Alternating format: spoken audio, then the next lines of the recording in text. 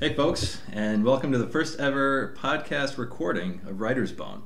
As you can see, we're drinking Johnnie Walker Platinum tonight, and Sean says it's pretty sweet. I think the aroma is what got me the first time. Like, you open it, and it just took over the room. Yes, it was the very aroma, strong. yes, it will be smelling like scotch in here for a good long while. Yeah. Yes. It smells exactly what I think the 1950s smell like. Yeah. Scotch, cigarette, and racism.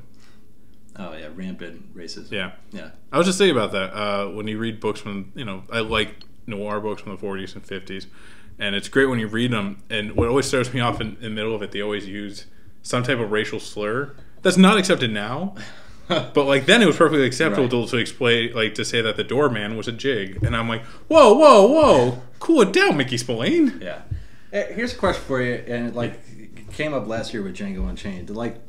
People get away now with saying things like that, like using those slurs and saying, "Oh, it's a period piece. It was just of the times," and as an excuse to use it. Like some people, I don't think that's the case. I think it's like if you're an artist, you genuinely want to make it as authentic as possible. I think Tarantino was one of those guys. Yeah, I mean, Tarantino's the guy who rides the line. Like if you watch Django, was the N-word used and was terms like that, racial terms like that, all the time? Did guys wear sunglasses? No. Sunglasses didn't come out until the 20th century. They didn't come out until 1901. That's a good point. Small. That's a nitpick.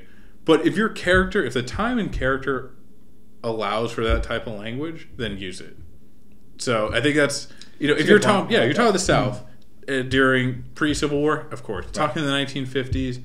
Yeah, but I also in the 50s, people weren't throwing racial slurs around. They weren't like, ching chong, Mr. Chinaman, and then walk down the street. No, of course not.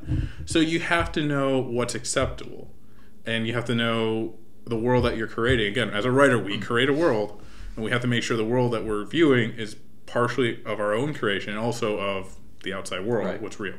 So that's where we always have to. Well, that's where we are. That's our trouble as a writer. What do we put in there for our sake, and what do we put in there to be historically accurate? Yeah. No. So preach, brother. Yeah. No. Yeah. That got deep. That got deep. Yeah. Deep cuts already. I had 5 minutes in. Not even 5 minutes in. 2 minutes. I don't know. I had a big conversation today because there's one term I hate. Is you can't say that. Yeah. And I hate that term more than anything because I can say as I choose.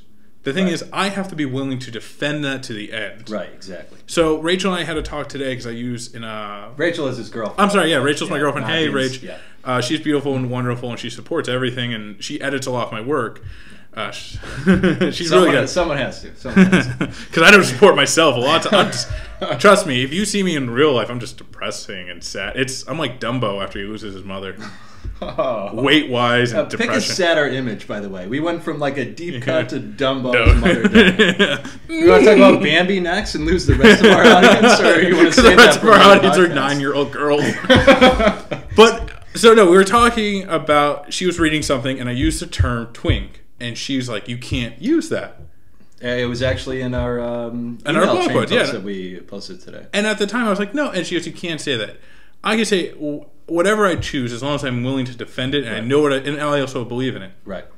Now she said you shouldn't use it because it's against homosexuality. I've never heard a twink used against homosexuality. I've always heard it as a description of a gay guy. Right. I think it's only men. I don't think it's for lesbians. So it was like, no, I can use that. But then I went back and I reread it. And I can easily defend it that I'm describing something that's insane. Right. So let me lay down what we were talking about earlier was... You brought up The Beautiful Mind, which is, we both agree, was a movie you watched once and then you never saw it again. Exactly. And after that, but I was saying, the actual Frank Nash, who the movie's based on, was a racist. He was married to a Cuban woman, not a white woman, and he also cheated on his wife all the time. Right. But with men and women. So I was just describing a crazy scene from a movie that will never be made because Hollywood would never do this, but of him having sex with a man, and I described it as a drugged out twink.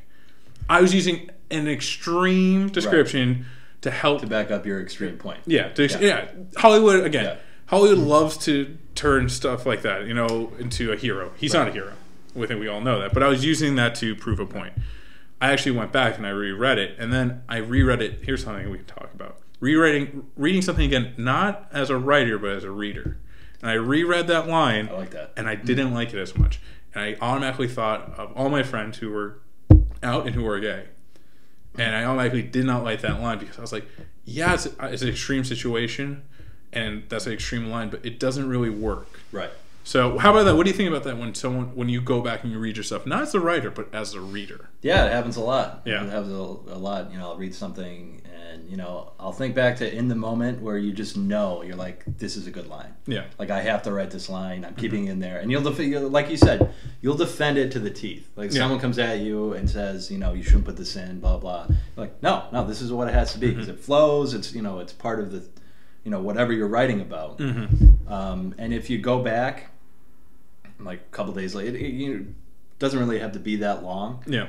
But when you go back and you reread it, it's like, man, yeah, that didn't work for X, Y, and Z. And now I can see the opposite side. Now I can see what. And at the same time, like, I don't know what you feel.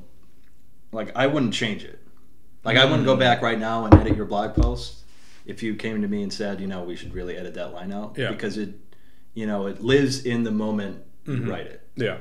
And where you may back off it, I would never just take it back. Really?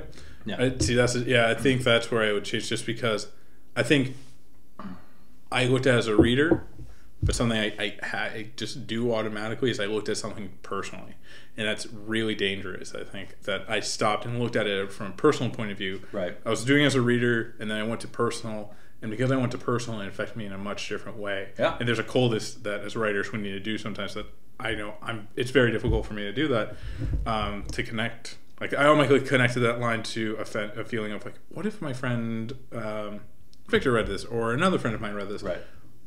How are they going to feel about that? Will they see the humor, or will they be like, I don't like being described that way. Right. I don't do drugs. I'm not a twink. You're chubby, Sean. You have a weird haircut. And I'm like, whoa. You don't have the face. You don't have a face. As we've established. Yeah, my face is not like, it's just, like, Dan's face is defined. Like, you have cheekbones and a chin. I don't. It all kind of blobs together like a Clayface from Batman. And I think it's a perfect note to end on, so we can start this podcast. But cheers with our Johnnie Walker Platinum. Yeah, and good choice, by the way. Welcome to Writer's Bone. Thank you. I appreciate that. Yeah, to the sweetness. Yes. Cheers, my friend.